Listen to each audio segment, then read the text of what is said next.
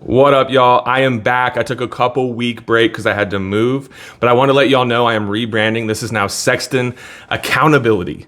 Okay, I want this to be inclusive. Not everyone is looking for complete sobriety in their life, so here we are, Sexton Accountability. Let's go.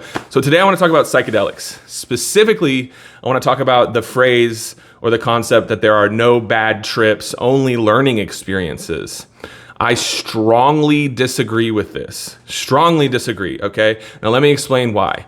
I think there are challenging experiences, and then I think there are bad trips, okay? Now let me explain the difference in my personal opinion. So a challenging experience would be you're looking at yourself, you're noticing things that are discrepancies in your behaviors, you're realizing how you're affecting other people, you're realizing how you're affecting yourself. You look at your consumption, you look at what you're doing day to day, you look at your overall effect on this reality, okay? I would say that would be challenging, but positive, and that's a learning experience, okay?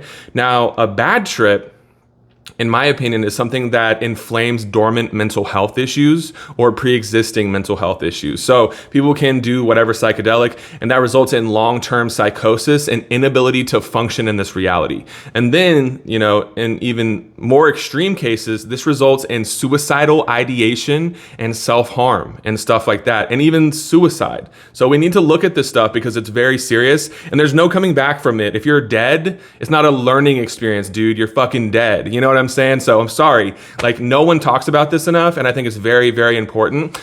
Putting the label bad trip on something that's just a hard, challenging experience, I think is over the top, but I think it's warranted when we're talking about these things that are life-shattering, that you never return from. If you were to return from it, then yeah, maybe you could say, yeah, that's a learning experience. For a lot of people though, they are never the same again, and not in a good way.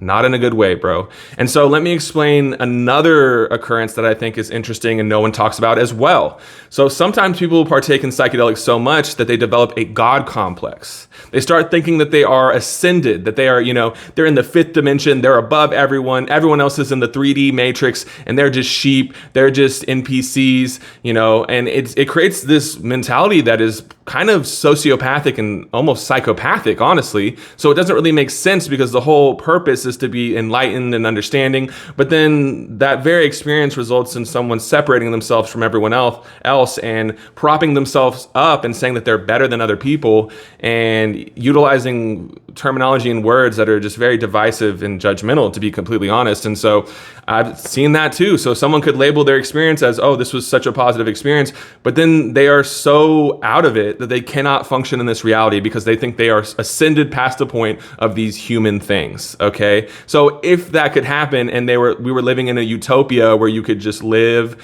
and maybe live on a farm and be self-sustainable and everything, yeah, that would be great. But a lot of people are in cities and they have jobs and all this stuff. And look, I can say a lot of stuff about the structures in our reality and how I'm opposed to a lot of them, but I'm just saying, if you want to still operate in this reality and be able to function, you need to make sure that you're still in this realm somewhat, because if you go too far, you're not going to be able to function. You know what I mean? So that's my honest opinion, dude. I think that it's completely irresponsible the way that people advocate for psychedelics. I think it's very important, if you're going to take psychedelics, to do so in a way that is not harmful. And how do we evaluate that? Well, first of all, we need to look at, do we have pre-existing mental health issues? If so, then I would strongly discourage you from just jumping into taking psychedelics, honestly. It's different if you're working with a psychotherapist, and I understand you could say, oh, well, that's institutionalized and what, it's okay if like a, clinician is doing it. Honestly, yeah, because it's informed and they could guide that experience and do it in conjunction with psychotherapy. And so I'm a huge advocate for psychedelics. To be completely honest, the only bad experience I had was on psychedelics was on salvia. And other than that, I had inherently positive experiences with psychedelics. So I'm not here to hate on psychedelics. I'm here to kind of just speak accountably about how serious the situation is and how I think a lot of psychedelic advocates are very irresponsible in the way that they advocate for psychedelics. Point blank, dude. I think we need to be extremely careful. And a lot of people who are self-described as psychonauts, I feel, are just lacking awareness, which doesn't make sense to me because, psychedelics are supposed to increase your awareness. And I know that was petty of me to say that, but I'm just saying, dude, like, come on, y'all. Let's get it together. We need to, advocate for, use of psychedelics, but do so with discretion. Do so with discretion, because dude, I constantly, I'm a content creator, so I'm constantly looking at social media, and I'll see people that are struggling with really adverse mental health issues, and people are just like, you should microdose. And it's like, just to briefly talk about microdosing, the way that that's talked about isn't accountable. I feel a lot of people, they don't even understand that a microdose needs to have a schedule, so on days and off days, and that, people can get into a place to where they're taking too much psilocybin because your tolerance actually grows really quick, and it can actually have withdrawal effects as well. And so, look, this isn't just some magic bullet, you know what I mean? And also, just on the topic of psychedelics, I'm going to go ahead and just throw this in, okay? There's an idea in certain recovery communities that psychedelics are the cure for addiction or substance use disorder, if you will. I prefer that terminology nowadays. Okay, I think in conjunction with aftercare and some sort of recovery plan or program, I think that's amazing. I'm a huge advocate for that. I'm all for it. But I think just looking at psychedelics and thinking, oh, I'm going to take Ibogaine one time and then I'm going to be cured of addiction for the rest of my life, I don't agree with that personally.